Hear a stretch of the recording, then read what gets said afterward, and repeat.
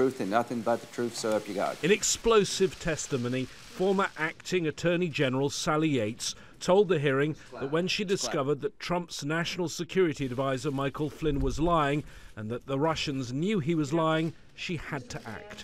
Because not only did we believe that the Russians knew this, but that they likely had proof of this information.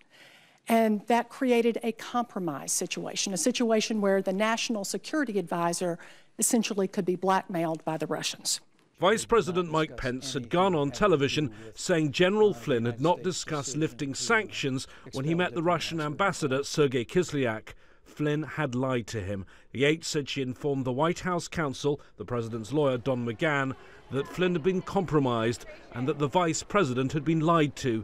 This, she said, was his immediate response. The issue that he raised, he wasn't clear on, was why we cared that Michael Flynn had lied to the vice president and others. The timeline of these events is important. Sally Yates alerted the White House on the 26th of January, and yet Flynn stayed in his job for another 18 days, despite the White House being warned that he was at risk of blackmail during that 18-day period. He was involved in key national security decisions and even sat in on a phone call between President Trump and President Putin. Former Obama administration officials have revealed that this meeting, shortly after November's election, the former president had warned Trump about General Flynn. He ignored this advice and hired him as national security advisor anyway.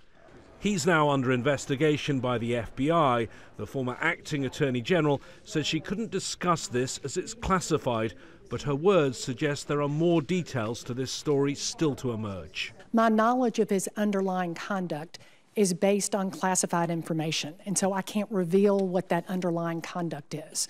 When Flynn was finally fired after 24 days in the job, at the time, this was the White House explanation. We got to a point not based on a legal issue, but based on a trust issue, where the level of trust between the president and General Flynn had eroded to the point where he felt he had to make a change. There are many troubling questions now facing the White House. Flynn appears to have lied, the vice president repeated his lies. But did the White House lie too about his conduct and about exactly why he was fired? James Bays, Al Jazeera, Washington.